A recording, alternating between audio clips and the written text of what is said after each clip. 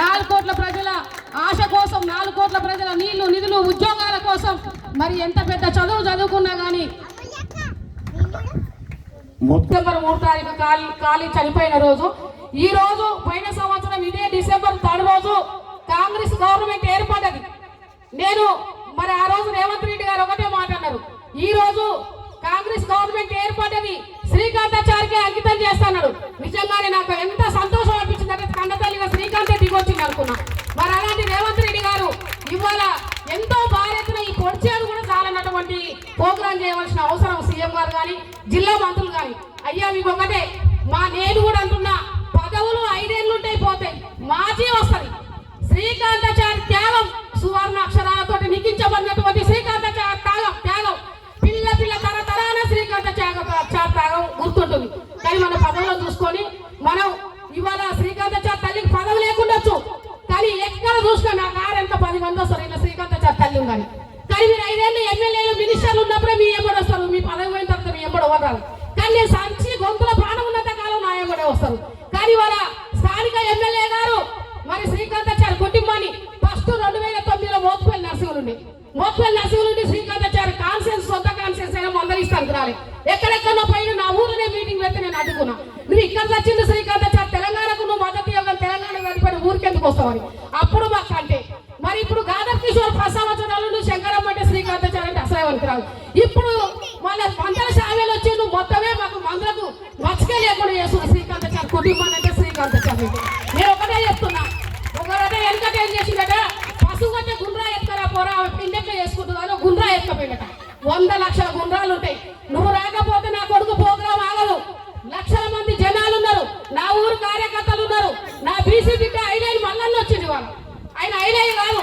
నేను ఒకటే చెప్తున్నా, వచ్చిందని గొప్ప కాదు అన్న. నేను మన కార్డు ఇవ్వడానికి పోయినా 100 మంది ఉన్నారు, 100 మంది సమాధానం చెప్తున్నారు, 100 మంది కార్యకర్తలు ఉన్నారు. నిజంగానే దేవుడా మంచిగా గుట్టంగా వేసి పూజ చేసుకొని కూర్చున్నాడు. దేవుని చుట్టూన్నట్టే ఉన్న కార్యకర్తలు. గది రాజకీయం అంటే ఐలేని మల్లన్న మా పొచ్చాడు కూడా వచ్చిండు. అన్న నువ్వు నా మాట మన్నించి వచ్చి ఈ రోజు నా కొడుకు ప్రోగ్రాము, ఎందుకంటే నా కొడుకు మటమట మంటల్లో మాడి సచ్చిన చిన్న నాడారు ఉరుకుతుంటే కూడా అమ్మా నాయన జై తెలంగాణ.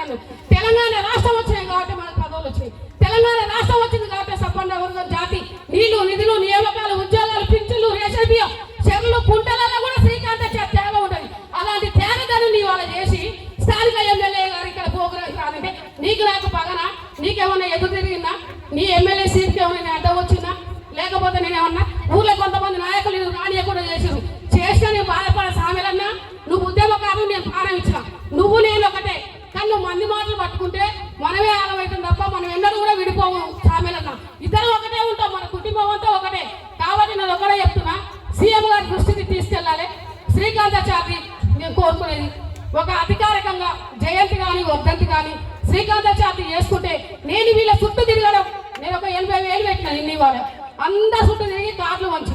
కానీ మా అన్నగారు ఎంత పోగానే నాకు కోట్లు ఇవ్వలే అన్న, నువ్వు నాకు కోట్లు ఇచ్చిన విలువన్నా, నువ్వు పోగానే కూడా అక్క కూర్చో అన్నావు, టీ తెప్పించినావు. నేను కాంగ్రెస్ గవర్నమెంట్ వచ్చినాక ఫస్ట్ ఐలన్న గారినే చూస్తున్నాను, నన్ను అభిమానించిన అభిమానం. కాబట్టి నేను ఒకటే చెప్తున్నా, మా ఊరు కూడా చాలా వెనుకబడి ఉందన్న. ఈ ఊర్లో ఏమన్నా రాజకీయం ఎక్కువ కానీ ఊరుకు డెవలప్మెంట్ తక్కువ. కాబట్టి శ్రీకాంతాచారి పేరంటే మా స్థానిక ఎమ్మెల్యే గారు అన్నారు, నేనేం లేదు, నేను అన్నిటికీ తెగిసిన నా కొడుకే మాడి చచ్చిపోయాను, నా కొడుకు తేగం కింద నేను లెక్క నాకు 50 ఏళ్ళు వచ్చినాయి, భర్త 10 ఏళ్ళు 5 ఏళ్ళు భర్త. కానీ ఒక గాదర్ కిషోర్ అన్న పదవి ఏదో ఇష్ట పేర్లు పెట్టబడదని. అయ్యా సచివం పేరు పెట్టదు కానీ బతుకున్న పేరు ఎందుకు పెట్టుకోవాలి? ఈ తుంగతూర్తి కాన్సెన్స్ లా పొడిచాడు ఎందుకుందిరా? దేవరా తిరుపతి వెంకటేశ్వర్లు మోత్కూరు మండలం ఎందుకుంది అనుకుంటున్నా. ఏ ఎమ్మెల్యే వచ్చినా ఈ ఇంటికే పెడుతున్నారు, ఏ ఎమ్మెల్యే వచ్చినా మా ఇంటికే. మేము ఏం పగా ప్రాణం చేయడం తప్ప, త్యాగం చేయడం తప్ప, రాష్ట్రాన్ని సాధించడం తప్ప. ఇవి తప్పు చేసిందా శ్రీకాంతాచారి? నువ్వు గిడ్డంగా చైర్మన్ ఎక్కడంగా అయినావు. తెలంగాణ రాష్ట్రం ఏర్పడిన తర్వాత నీకు కేసీఆర్ గారు పదవి ఇచ్చారు. ఇవాళ నువ్వు ఎమ్మెల్యే అయిన అదృష్టం, మీ ఒక దళిత బిడ్డవు కావాలి. నువ్వు ఉద్యమాలలో పాల్గొన్నావు, మంచిగా ఉండాలి, అందరితో మంచిగా ఉండాలి, అన్ని కుటుంబాలతో మంచిగా ఉండాలి.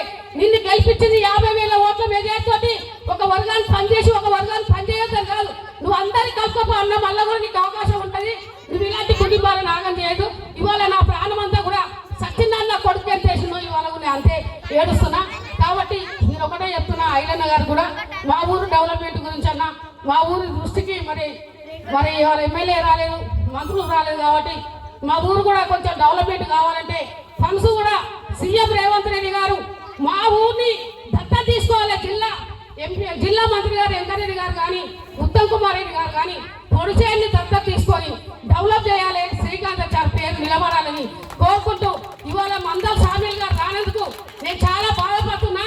నువ్వు రాకుంటే నువ్వు అనుకుంటున్నావు అన్నా, నేను రాకుంటే ఆ ప్రోగ్రామ్ ఆగిపోతుంది, నేను రాలేదనుకుంటావు అన్నా. నీ విలువ నువ్వు దక్కించుకోవాలి, నీకు విలువ నీ ఎమ్మెల్యే వెళ్తున్నా, నువ్వు ఎమ్మెల్యే హోదాలున్నావన్నా. ఇలాంటి కార్యక్రమాలకు నువ్వు పాల్గొనాలి, ఇలాంటి పనులు ఇంకొకసారి చేయకూడదన్నా. నేను తోడబుట్టిన చెల్లెలాగా చెప్తున్నా, నేను సామీల్ గారికి ఇంకొకసారి నువ్వు చెప్తున్నా. ఈ ఊర్లో వర్గాలు పెట్టి నువ్వు వర్గాల మాట వినొద్దు, అందరూ సమానమే. ఊళ్ళే కాంగ్రెస్ పార్టీ